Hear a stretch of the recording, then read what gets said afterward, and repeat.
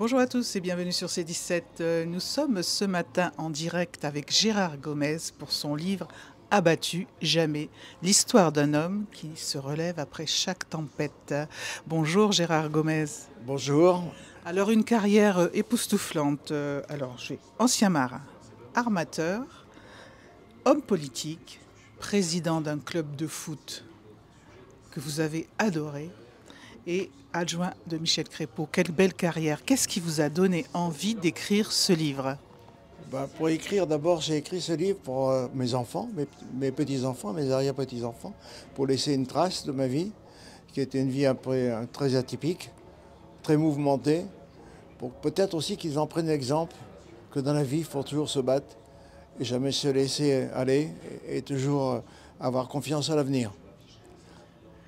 Vous évoquez en 1971 votre présence auprès de Michel Crépeau en tant qu'adjoint. Comment a commencé l'aventure? J'ai connu Michel Crépeau avant 68 parce que j'avais été le président d'une société où on avait construit 110 pavillons en Baticop à Mireuil. On avait eu quelques problèmes avec l'architecte et c'était Michel Crépeau qui était notre avocat. Donc on a pris connaissance, amitié ensemble. Et d'ailleurs ce procès nous l'avons gagné. Et après je suis toujours resté en relation avec lui. J'ai participé à sa campagne électorale en tant que conseiller général sur Mireuil. Et grâce à Mireuil, nous avons été élus en 71. C'est grâce à Mireuil qu'on a basculé. C'est vrai qu'on a eu une triangulaire, mais grâce aussi à Mireuil qui a apporté beaucoup de voix à Michel Crépeau. On va parler justement de la plage de Châtelaillon. Vous avez été un acteur principal grâce à votre société. Oui, la société que j'avais créée, d'abord en société coopérative et après avec le groupe Libo, qui s'appelait DTM, qui existe toujours, mais alors qui est actuellement, dragage, travaux et maritime. Et lorsqu'il y a eu un appel d'offres par le maire de Châtelaillon, M. Léonard, qui a lancé un appel d'offres pour remettre la plage et avoir du sable, parce qu'il n'y avait plus de sable. La mer avait tout enlevé. Et on avait créé une plage qui n'existe plus. Donc moi, je me suis appuyé sur l'historique un peu de cette plage en allant à la bibliothèque pour voir pourquoi et comment on avait fait il y a 100 ans cette plage. Donc la plage, il y avait une route, mais il n'y avait pas toutes les constructions qu'il y avait maintenant et tous les enrochements qui avaient existé. Donc j'ai proposé de faire une plage en créant le même système, en mettant une grande quantité de sable, c'est-à-dire 300 000 m3 de sable.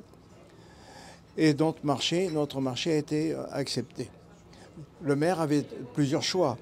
Soit on faisait une plage avec des protections, avec des enrochements, ou faire venir du sable par camion, ce n'était pas possible.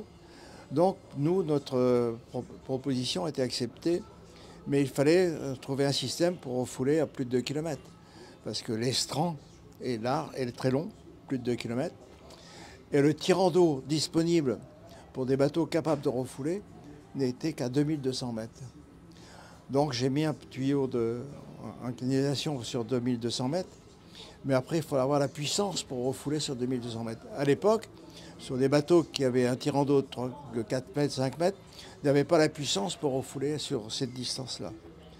Donc j'ai pris l'initiative de mettre un ponton avec un moteur relais, avec un moteur Poyo qui venait de Surgères, 2300 chevaux. Donc le moteur accouplé au moteur du bateau, on a pu refouler sur 2200 mètres. Mais après, il fallait mettre aussi des appareils pour pouvoir contrôler le système de refoulement. On dit toujours la mixture, c'est le mélange d'eau et de sable. C'est-à-dire il y a 85% d'eau pour 15% de sable. Cette mixture, il faut la refouler sur 2200 mètres. Donc à partir de là, j'ai mis un contrôle à bord du bateau à partir de la base de réaction nucléaire, c'est-à-dire le césium-137, pour connaître la concentration et la vitesse dans le tuyau. Parce que si on descend en dessous de 3 mètres secondes, le tuyau se bouche. Donc on a mis cet appareil-là, c'était la première fois qu'on mettait un appareil comme ça sur un bateau en France. Et on a pu réaliser le marché. Donc le bateau a été bien équipé. D'autre part, après, on a nous acheté un deuxième bateau qui n'est pas la même chose. On a pu réaliser ce marché de 300 mm3, ce qui a fait le démarrage le démarrage de Châtelaillon. Bien, écoutez, on vous doit beaucoup, hein? On n'a pas fait que ça. Avant, on avait créé la plage des Minimes, où j'ai mis en place 100 000 mètres cubes de sable qui était de l'extraction venait de l'Aiguillon. Maintenant, ça serait interdit. Parce que quand on a fait Châtelaillon, on n'avait plus le droit d'aller extraire sur l'Aiguillon. J'avais participé avec Ifremer à l'époque à les études de recherche de sable au large des îles. On avait trouvé un banc de sable qui existe toujours d'ailleurs, qui sert toujours à l'extraction de sable au large de Châtelaillon, de Chassiron, à 6000 dans l'ouest de Chassiron, par 25 mètres de profondeur. Et on a pu avoir un permis d'extraction et d'extraire les produits nécessaires pour faire Châtelaillon à cet endroit-là. Vous avez, c'est un parcours de vie que l'on voit, qu'on lit dans ce livre, c'est superbement intéressant. Abattu jamais, l'histoire d'un homme qui se relève à chaque tempête. Et vous avez été commandeur du mérite maritime aussi. Oui, c'est une distinction qui m'a beaucoup touché parce que c'était l'aboutissement d'un marin. Oui. Voilà, et c'était un ami qui me l'a remis d'ailleurs, qui est Maxime Bonneau, l'ancien maire de La Rochelle. Qui est un ami très proche, avec plaisir. Donc c'est une direction qui m'a fait beaucoup plaisir. Merci Gérard Gomez. Votre livre est aux éditions de Lara. Oui. On peut le trouver dans les librairies, toutes les librairies. Oui, tout à fait. Merci beaucoup et puis belle journée à vous. Merci. À bientôt sur C17 et toujours en direct.